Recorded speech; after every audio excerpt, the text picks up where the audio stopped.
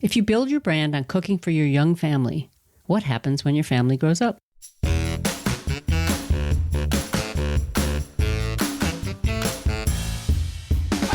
Welcome to Everything Cookbooks, the podcast for writers, readers, and cooks.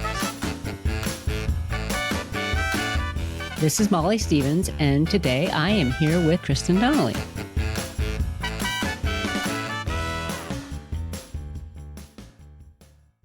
So, Kristen, do you keep a dinner diary? I do not. No. It's something I wish I had done, and I had thought about it over the years, but then I feel like I almost have a weird perfectionist thing about it, where it's like, I should have started it, when my child was first born, or when I first got married. I should have started then, and now it's too late, which is silly. Yeah. But how about you? Well, I have a book, and I don't know that I've kept this up, but I also don't entertain as much as I used to, but where I would write down entertaining menus. That's cool. Yeah, and I'd write down, that sounds so formal, entertaining menus. But no, if people came over, part of it would be I would have planned this, so I'm writing things down anyways. But then I'd write down what I served and who came and if there was an occasion. I love it. And actually, during the pandemic, during the depths of it, when we were all locked down, we did keep a diary of everything. Dinners.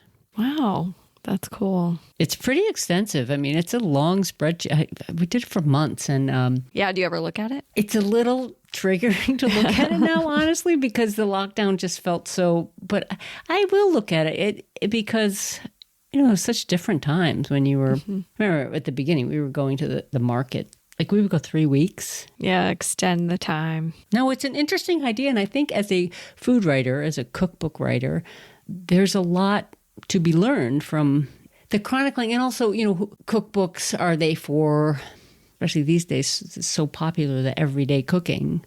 Are you really representing everyday cooking? Today, we're going to talk to Jenny Rosenstrach, who's someone who writes about having a dinner diary for years, right? Yeah, she's built a whole brand around it called Dinner, a Love Story. In Dinner, a Love Story, which was her first book, came out, I want to say 2012. She writes this dinner diary that she started, I think, when she first got married. It was like a commitment to the ritual of dinner. Yeah, in the 90s. Yeah. And I'm curious if she still keeps the diary, but her newest book, Weekday Vegetarians Get Simple, and then the Weekday Vegetarians first volume that came out a little bit before that. But she's true to this, her brand, I guess we'll call it, of really chronicling what she's eating for dinner with her family on a daily basis. Yeah, and feeding a family, and as that family has grown, what does that look like? And I'm also curious because her blog is Dinner, a Love Story, as well as her Substack newsletter. But I feel like when you're in this world of like food content creation, there are a lot of, quote, rules that people swear by. For example, you have to take incredible photos and, professional level photos, or you have to think about SEO. And I feel like Jenny, her photos are nice, don't get me wrong, and like her recipes are awesome. But I'm curious to ask, my hunch is that is not part of her, quote, strategy. I feel like she just like leans into who she is and writes from that place, and it's been really successful for her. So really curious to know more about that. No, that's really interesting. And I also think she breaks rules in her recipe style too, in her books. They don't follow all the standards. So Jenny Rosenstrach is the creator of Dinner, a Love Story. As you mentioned, it's her website and newsletter. But her essays appear on Cup of Joe and a lot of other popular websites. And she's written 5 cookbooks. Her most recent is The Weekday Vegetarians Get Simple. So let's talk to Jenny. Well, Jenny, welcome to Everything Cookbooks. So nice to be here. Thanks for having me. We are really excited to talk to you about, your whole career, but especially your new book. So your first Weekday Vegetarians came out in 2021 and was very well received. And did you know then you were going to do a second Weekday Vegetarians?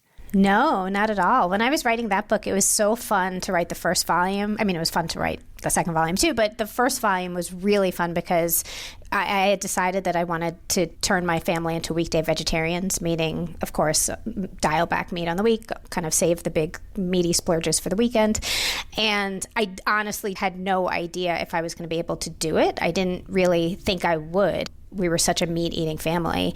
And when I pitched the book, I was honestly like, I hope I can do this. And so the book was really fun because it was really like a real-time project. So I was taking notes in real time and figuring out what or communicating what I had figured out along the way. So it really feels like I hadn't planned on doing that, but it really has the effect of kind of holding someone's hand through the process, I think. I've heard that from a couple people. So that was a really fun book to write. So why do a follow-up? I kind of figured out what to do with that first book. And then with the second book, The Training Wheels came off. I had kind of all my strategies in place. And then I just had all these recipe ideas and I needed another place to put them. And I also was just listening to the feedback from people who bought the first book, or just people in general from my Substack talking about going vegetarian, how there were all these obstacles for, just the same ones kept coming up, which were my husband or my partner is a meat and potatoes eater. They would this is not hearty enough food. My kids are athletes. They need protein. And then the biggest one really was vegetarian food is so hard. It's so hard to make it flavorful and it's so complicated. And that to me was the thing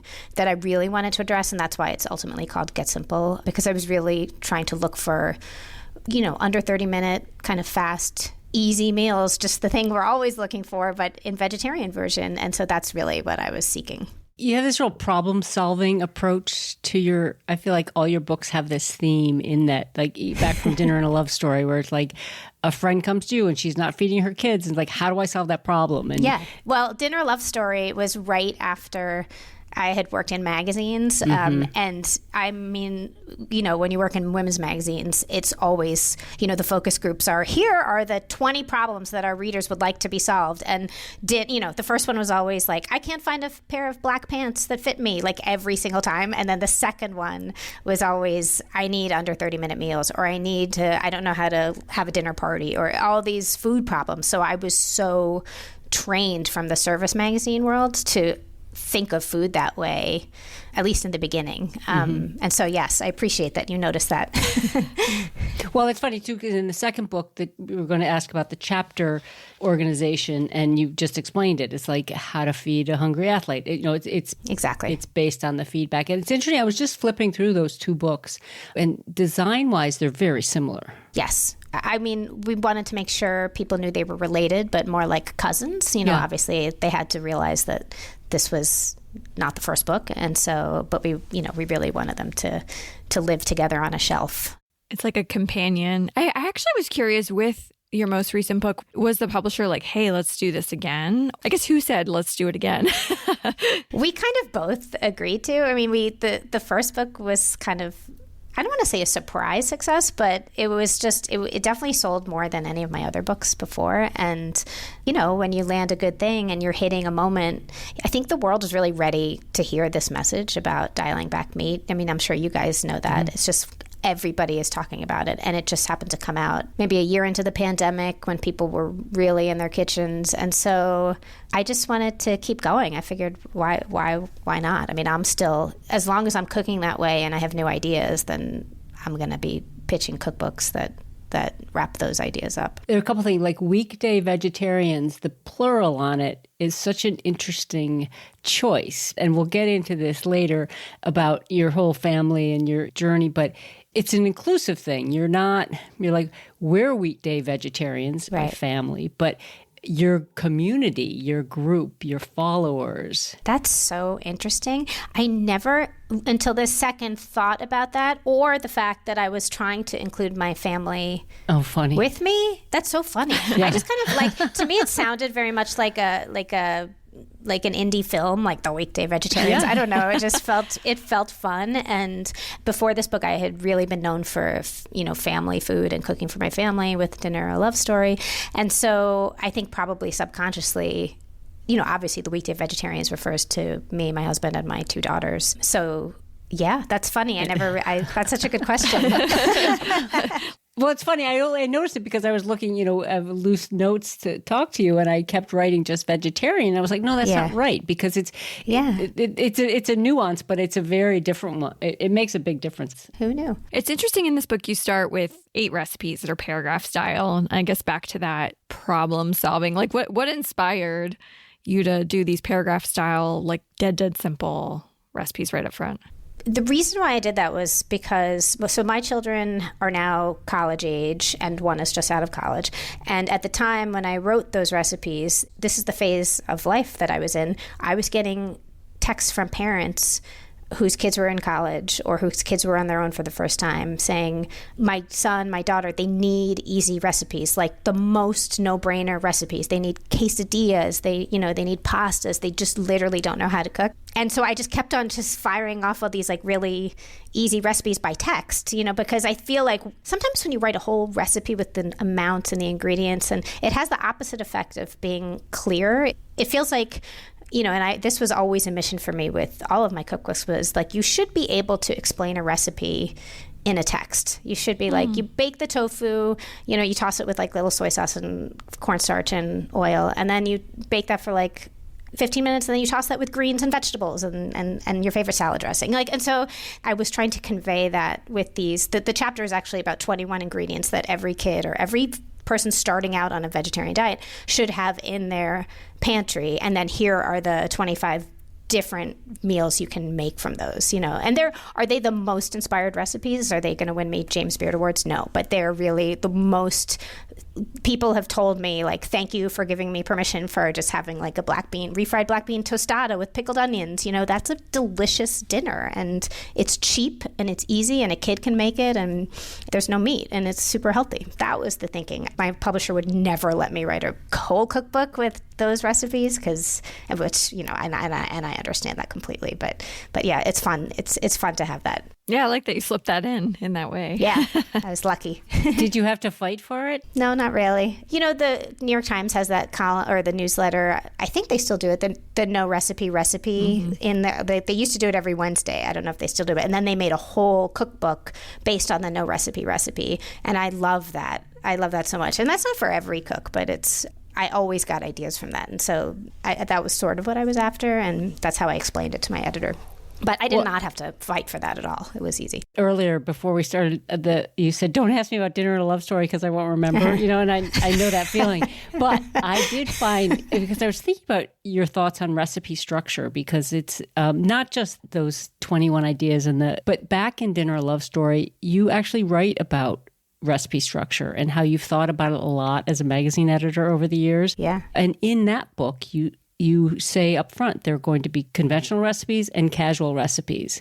And then you go on to say that cooking from a conventional recipe is how you start, but cooking from casual recipes is how you grow as a cook. Yes. And it's interesting to see, and now these are these casual recipes. And you also, I don't know what book, but somewhere you talked about the text test. Yeah, that's the Weekday Vegetarians. Yeah. That's what I was just trying to explain. Yeah. I really wanted it to be that easy. Or like someone in the elevator at work would be like, what'd you make for dinner last night? Or what are you making for tonight? And then you just kind of spit it out before the elevator door opens. Like, that's what I'm going for all the time. Not all the time. Just with weeknight dinners, get it on the table, healthy family meals. Yeah. Right. You talk a little bit about every recipe having a hook. Mm-hmm. Is that part of it? Well, that started with the first volume of the Weekday Vegetarians, because when I was, going through this process of transitioning my family into this new world, it was not, as I mentioned, it was not always successful. And there were many nights where I was like, I don't know if my child is going to eat this. So there's like a fried tofu sandwich in there that's delicious with like a vinegary slaw on top. But one of my daughters was like, ugh, I don't know, can I just have the chicken version that you always make? And so I would do that. And that's fine. I was happy to do that as long as we were just like moving the ball up the field a little. It's fine. The rest of us were eating it.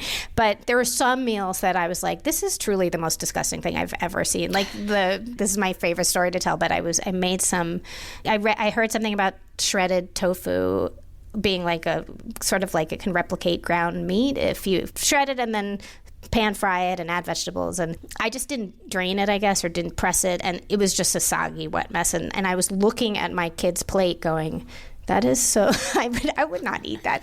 And like there was nothing on the plate that was exciting or a draw. And so I kind of had this realization that like no matter what the vegetarian dinner I'm experimenting with is, like there has to be something else on the plate that they're looking forward to. And that can come in the form of like the yogurt flatbread from the first book. Like if I have just like a bowl of spicy lentils or like coconut spice lentils, which is like a really popular meal in my house, but it wasn't always. But when I would serve them with this like warm yogurt flatbread right out of the oven, it was just a much easier sell. I'm just looking at some other ones here, but like creamy polenta, you know, that's like you roast some vegetables and put it on polenta, and I would eat anything on top of polenta.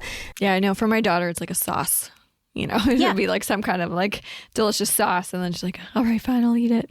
There's a whole section on sauces. And then in the new book, there's a whole section on vegetable beds. So like avocado, spicy avocado green sauces that you can use like underneath roasted vegetables or with pastas. And yeah, sometimes it's like fairy dust. You know, there's like a miso ginger dressing that I talk about all the time on my Substack. And in general, it's so good. And you can just have the most boring like cabbage and kale salad, but you add that to it and it's just magical. It comes alive. And you just have to kind of look for the hook. If that was just like a red wine vinaigrette, it would be good, but it wouldn't be like next level. And so in my head, that's what I think of as like, there has to be something going on on this dinner plate that's like a little next level. Because you're not relying on like a pork chop or a hamburger like that. Sells itself. You don't have to worry about it. But like you do have to work a little harder with vegetarian food, and you have to kind of know what your umami sources are. And yeah, you just have to try a little bit harder. When you were crafting the recipe list for this most recent book, because I guess you described like you were kind of like entering a family project for the first book while also like writing a book. And then for the second one, how did that work? Like the recipe list? I honestly don't ever know how to answer that question because I've been doing it for so long. Yeah. I think I don't ever enter my kitchen and say, okay, I'm going to develop a recipe now. It's really always from cooking for people or cooking for someone. And I'll kind of notice, oh, this is a little different than the last time I made it, or I added this instead of doing that. And that's a good recipe. Like, and then I've gotten very good at kind of writing down after the fact what I've done.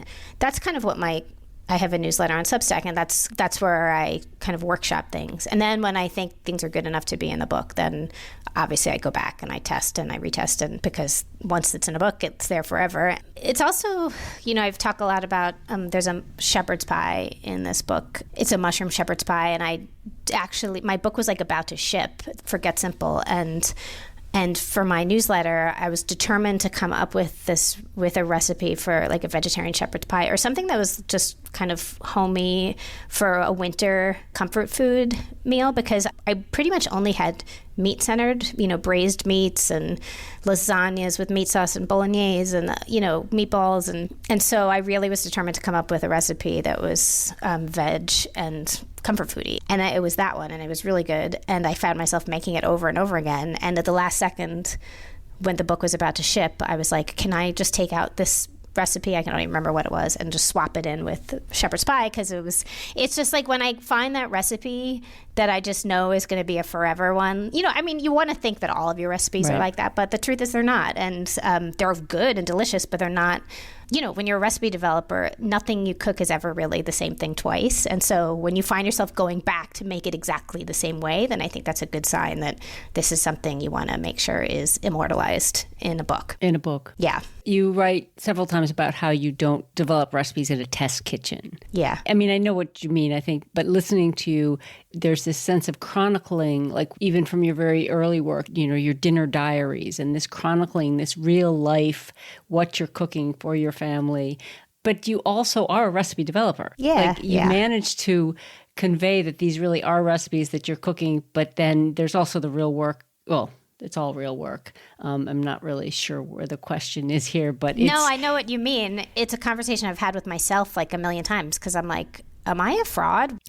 I'm just cooking for my kids every night, which is what everybody does every night. And I just try to kind of figure out, like, why am I doing something? Am I doing something that's different than everyone else? I don't know. I wrote about this recently, but I read an interview with like a very well-known cookbook author, and someone asked her, like, what's your process? How do you develop recipes? And she said, well, first I just like kind of brainstorm all these like flavors that I've been thinking about, like from and I just like write them down and I think about possible combinations, and then I go into the kitchen, and like that could not be further from my experience. I'm just like, what? And that's, she's clear, she's a food genius too, but I don't, it's like I picture my friend Anne, she plays the French horn for the Metropolitan Opera, and she just like opens up her music, like before she plays it, she just opens it up and reads it from cover to cover and hears it in her head. And like, to me, I feel like those recipe developers have that kind of genius side of their brain that I will never have. And I mean, I get my ideas from I steal things from restaurants all the time. I'm on Instagram, obviously, so those images are lodging in my brain somewhere. My friends cook for me. I read tons of cookbooks, so it's not like these are all. I'm just like processing things or synthesizing what I'm seeing in real life through my own lens based on what I have in my refrigerator. And that's my process for better. It's a mystery to me, but yeah, I don't even like pretend to understand it, but luckily it works. So people ask me, like, can you teach me how to recipe develop? I'm like, I can teach you how to write a recipe. Well, I was just going to say, it's your voice, Jenny. I think it's your voice. I mean, it's your food sensibility, and it's these hooks, and it's knowing when a recipe really hits or when it's a keeper, but it's the voice. We want to talk to you a little bit about your audience and your following, because that's the companion that's with you when you're reading a Jenny Rosenstrach recipe. It's like, oh, this is Jenny's in my kitchen with me now. Yeah. I mean, I guess it's like, when you think about it, I mean, you guys know this, it's like you can go online and find any recipe and 8 million versions of that recipe. So what differentiates mine from everyone else's, the only thing that can differentiate it is my voice. And I think with all the cookbooks that I like the most, there's always a strong voice or a strong perspective behind them. They feel special, and you can hear the person speaking to you, and so it's not just recipe writing, it's also just writing. So that's what I respond to the most, I would say, and I hope that other people do too. And is that something from the very beginning when you first started Dinner a Love Story? Like, do you feel like you brought this voiciness, or do you feel like coming out of magazine land, it took a little while to develop that? It was kind of like I felt like I had to write, or I had to be a writer to cover up for the fact that I wasn't like a real, quote, real recipe developer. I was always like the editor in the food department, but I wasn't in the test kitchen. And I was the one who was like packaging the stories and writing the headlines and writing the head notes. But I was never like the one, I just felt like kind of a fraud because I wasn't the one who was actually in the kitchen making the recipes. I always remember Bruce Springsteen's, I don't know if you read his autobiography, it came out like 100 years ago, but he often talked about how he just thought of himself as a terrible musician, but he could write, and he was like a real poet and was a lyricist. I'm not saying I am a poet by any stretch, but I do remember him being like, I really had to double down and make sure that my lyrics were amazing to make up for the fact maybe no one would notice that I didn't know how to, that I couldn't compose, and which is of course ridiculous, but we don't think of Bruce Springsteen as like, having any self-esteem issues, which is so funny. But yeah, that's kind of how I felt early on, for sure, my recipe developing. Like, I just thought, well, I better make my writing shine, because my recipes are just, kind of everyday recipes, which they were back then. I've gotten a little bit more sophisticated, I think, as I've matured. But yeah, it's always been important to me to have that side. Well, and you even tell us in the beginning of your first book about how you and your husband learned to cook. Not many cookbooks start that way. They will often start with, I learned to cook at, my grandmother's knee, or I went to culinary, or I spent, years in restaurant kitchens. And you come right out and say, when we got married, I mean, you tell some funny stories about not really knowing how to cook. My mom she went back to law school when I was in 4th grade, and she cooked for us every single night, but she's 100% Italian, but she was like happy to use the Chef Boyardee cans, and she was happy to use the meatball tenderizer and the meatballs, and like she was not afraid of shortcuts, just if it meant just getting something on the table. And I did not learn from my grandmother like making the Sunday sauce at all. And yeah, so my husband and I, like, we both grew up in families that, like my mom did, we loved family dinner and we looked forward to it, and we knew we wanted to have that as a ritual, not just with our kids, but with each other when we first got married. And it was always kind of this, North Star for us. And we really loved to eat and we loved cooking. So we figured we would teach ourselves. And back then it meant, clipping things from Gourmet Magazine and Martha Stewart, and, all the Barefoot Contessa books were just coming out. So we really taught ourselves, you know. It was, and the Times section back then, I think it was called like dining in, dining out. But yeah, I remember like I had a little book. I would like clip out Marion Burroughs recipes and Roseanne Gold recipes and just put them in my little scrapbook. And yeah, that's how I just taught myself by doing it. Some of those recipes I'm still making today. So, and that's so relatable. And I feel like the reason people are drawn to you is because of that like relatability. Over time, you've been building this audience, but at the same time, your family has grown up and changed structure. And I'm just curious, like how you've been able to maintain and grow that audience over all these years. Maintaining and growing my audience, I mean, it's just kind of a constant hustle, you know, with changing platforms all the time. But I'm kind of always doing the same thing. But also just because what I'm writing about is my family and my life and me.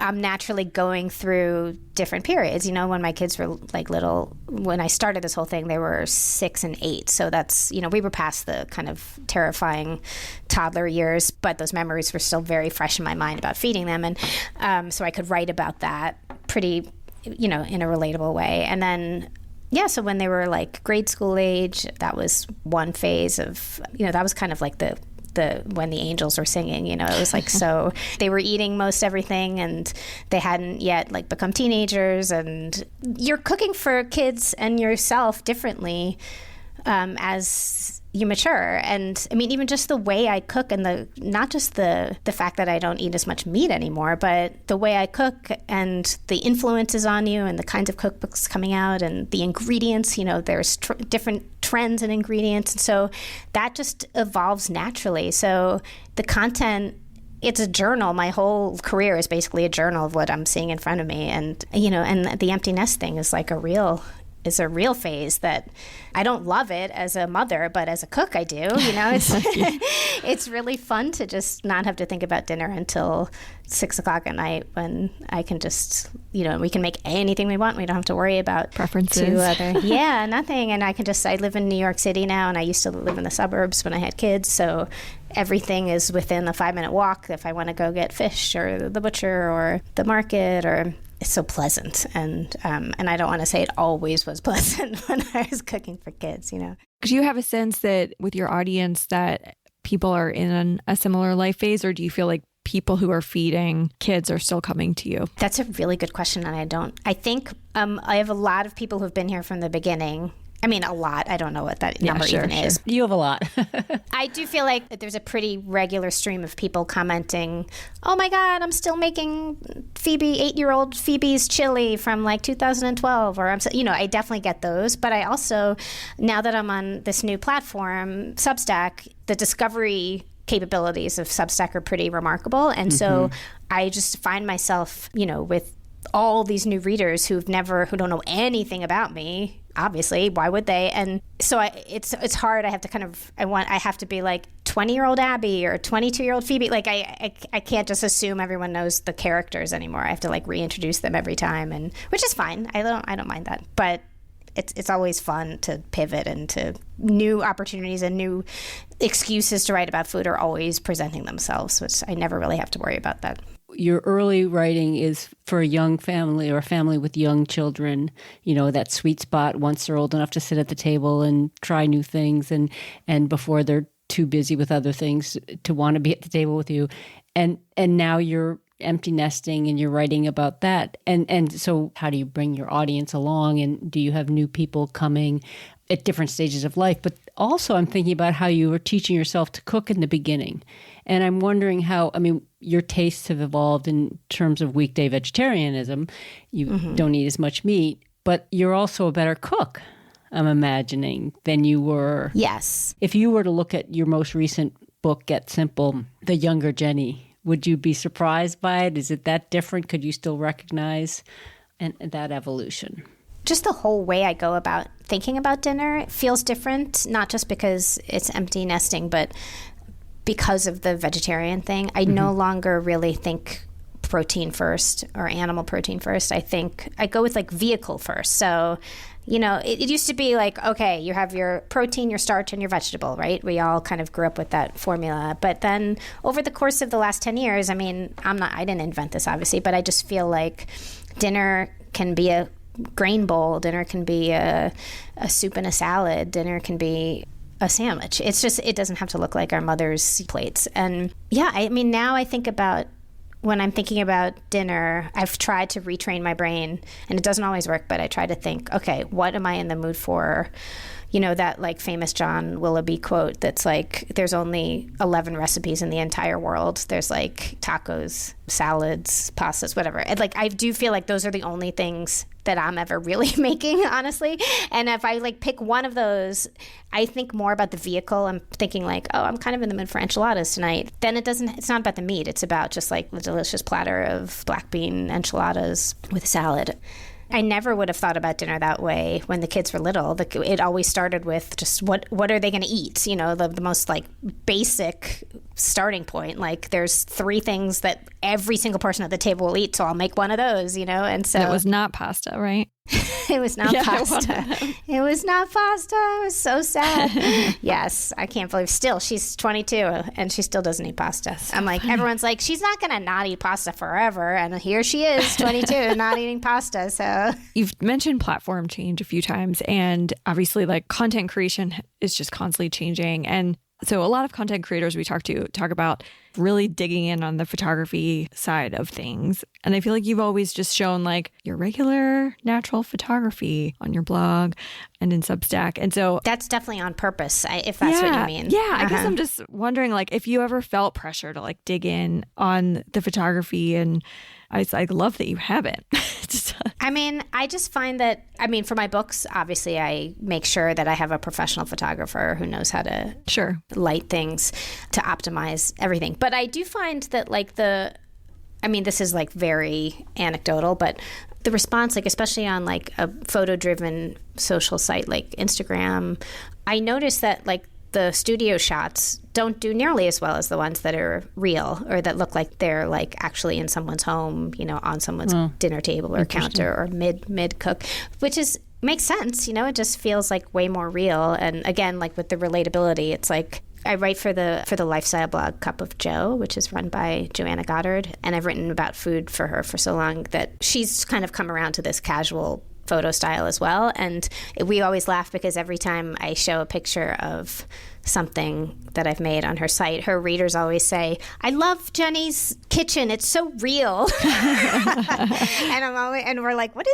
they mean? Like, is it real? Because there's like wires coming out of blenders. And, you know, it's not like all sanitized. Staged. And staged. It's really not. I mean, obviously, sometimes it is. Like I did this whole shoot the other day not realizing that we have this like ant problem in our in our apartment, and there's like a little ant like poison thing in the upper corner near the window the entire time, and I didn't notice it, and I was like, that's a little, I don't know if people want to see that. But so I had to redo the whole thing. But yeah, for the most part I try not to like clean things up too much. I mean, I'm definitely aware of what people are looking at. I had an editor who I worked for at Real Simple. Her name is Carrie Toohey, and she really taught me the value of like a photograph saying so much more than just like what the subject was. Like if you're looking at like a bowl of white bean stew with shrimp or whatever, I was just looking at this today. There was one shot that was just an overhead shot of the bowl and it was beautiful. But then there's like when I tilt the camera a little, you can see some of my living room, and my dog is kind of sitting on top of the couch, and there's more to look at. It's more interesting. You know, the food didn't look as delicious, but like it didn't look not good. It was fine. And I'm willing to make that sacrifice because it just feels a little bit more like, okay, you're letting someone in. This is actually something real that someone cooked. She's eating at her own table. It was not crafted in a studio with a whole army of stylists. And it's consistent with your story, with your brand, which, I mean, anyone who follows you or your work, we know your husband's name, we know your kids' names, we know where they are in their, life development. And so it's an interesting choice. It was also, your Substack is, I think I heard you say to Matt Rodbard on an interview that it's a full-time job. Yes. But I also noticed that you keep your website very vibrant. And I think a lot of people I've noticed will, if their newsletter takes off, the website sort of becomes static and more of a landing place. Yes, and I think that would be the case for me, except for a lot of the times I need it just for run over my website. But because when you send a Substack newsletter out, this happens every time I send one. It says, this newsletter is too long for email. So that means people are going to receive it and the pictures won't load, or it'll be cut off and they'll have to jump to a browser or whatever. And so in order to shorten my newsletters, often I just say click here for the recipe instead of running the recipe on my newsletter. And so I bump them to the website. And so sometimes I'll slide a PDF in there instead. It's kind of different. But I do feel like my Substack is pretty much twice a week, and it has been for 4 years. And if you actually look at my website, I probably do that run over jump about a dozen times in the course of a year. So it's not actually that active. It's really just kind of like a bucket. I'm delighted to have it. I also just don't, I've been in this business long enough to know that this Substack, I love it more than anything, but I know it's not going to last forever. So I don't want to just completely abandon something that I've built from scratch since, for the last 14 years. I just feel weird to just not have it and not take care of it a little bit. Mm-hmm. Yeah, for sure. During your, I guess, real blog heyday, was SEO something you ever really thought about? I thought about it, but I never really did anything. You tried to figure out what it was. I never quite, everyone's like, pancakes, you got to put pancakes in. Everyone loves pancakes. And so I was like, okay, should I make pancakes? It was just so dumb. I just could never write that way. And I tried, and I just was like, my titles were SEO nightmares. I mean, I remember when I was actually working for a real website, to try to learn all this stuff. And the woman who was my boss was just like, you're so hopeless. Oh my God, why? All my titles were so long and just had no keywords that anyone would search. Well, some people are better at it. Yes. Yeah, I wish I was good at it. I'm not saying that it's I'm not in any way dismissing it. It's amazing that people can do it. I wish I was better at it. Yeah. It's just so great to talk with somebody who's like, yeah, I didn't do it. But, it's probably why I'm still doing the same thing I've been doing for 14 years. I never quite, I'm pivoting and I'm making it work, but it's yeah, maybe I would have a whole dinner love story, Empire. Food Line by now. I don't know if I did all that stuff. So it just seems very organically tied to your own life journey. I'm lucky I named it properly, which I hadn't really thought about a name that would grow with me, and it has, which is, I kind of feel like I can be 80, God willing, and still writing. A love story to dinner. Yeah, kind of. Yeah, that's so true. That's really nice. Yeah. Do you still keep a dinner diary? Yeah, every night. That's awesome. That's great. Yeah. It is fun. Every night since February 22nd, 1998. So I'm coming up on 26 years. How many books now? It's 2 volumes. 2 volumes. 2 volumes. Cool. Yeah, and I'm halfway through my second volume. It's just, I just write the name, the date, and if someone was with me, if a friend came over, if I went out or whatever, I write that person's name. And for entertaining, if I have a dinner party or something, I'll write the menu. But I never editorialize there ever. And especially for what I do for a living now. I did it long before I was blogging or writing about food. But for what I do now, it's just indispensable. I can see what I actually made and what are the recipes that are coming up again and again, and those are probably the ones that should be in the cookbook, or the ones I should be writing about next Thanksgiving. Or it's really just it's a really helpful tool. Do you ever look back and you're like, what was that? Oh my God, yeah. All the time. Or wow, I was super obsessed with. Yes, we had a lot of ground turkey in those days. I'll say that. Oh my God, just ground turkey chili, turkey burgers, sloppy joes. Oh my God, stir fries with ground turkey. It's crazy, a lot of it. I think it'd be interesting too to see the arc of it, because as you say, so much of your cooking has followed, your own progression as a cook, and you follow, you get recipes from New York Times Cooking, and you follow cookbooks. And so I'm wondering too, it could almost see an evolution of the modern cook. Totally. Through your tastes and your... Yeah. It was all Ina Garten and Amanda Hesser in the 90s. And then it's Otto Lange sneaks in there. Right. And it's, I always write down, if I'm cooking from a separate cookbook, I write down what the cookbook is too. So can you tell us, are you working on another book? Not right now, no. I'm not working on mine right now. Yeah. It's not that I can't tell you right now. The Empty Nester book is not? I will never write that book. I feel like that's just... I don't know why, unless I come up with another name for for the... Well, I have a name for you. It's from one of your head notes, The Roasted Leeks. The head note is, I could eat this every night. Oh, that's so funny. I always say that should be the name of a cookbook. That's a cookbook. Didn't Carla Music write a book that was she had a title that was kind of like that. It was oh my God, that's so good, or something like that. It was really... That sounds so good. That sounds so good. I love that title. Yeah. But yeah, that's my husband's, like his famous signature line in my house. Oh my God, I could eat this every night. Before we close, I'm wondering, I guess if you have advice to people getting started. I feel like you have such a unique path, but if somebody like writes to you an email like, hey, I want to do what you do, what do you tend to say? It's so hard. Oh my God. I get that email a lot, and I feel like I don't know how to guide them now. But I mean, I always say to just start a Substack now, because even if no one's reading it, it's just so good to teach yourself how to flex those writing muscles every day and to write a recipe and find your voice.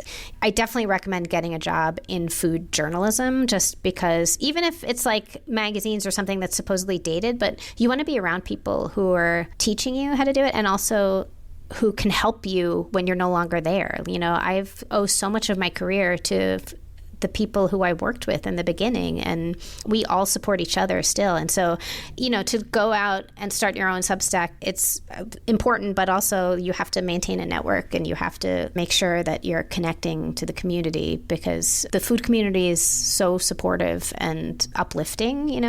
It's a really special place. Once you're in and once you're familiar with the players, I just feel really lucky.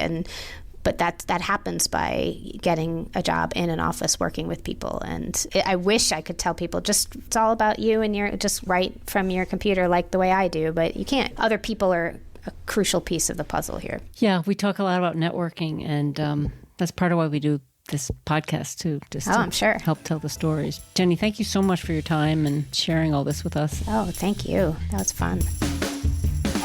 Thank you for listening to Everything Cookbooks. For more episodes and ways to contact us, go to our website, everythingcookbooks.com. The show is available wherever you get your audio, and if you like what you hear, please leave us a review. It really helps people find the show. Any book mentioned in the show can be found on our affiliate page at bookshop.org. Thank you, as always, to our editor, Abby Circatella, and until next time, keep on writing, reading, and cooking.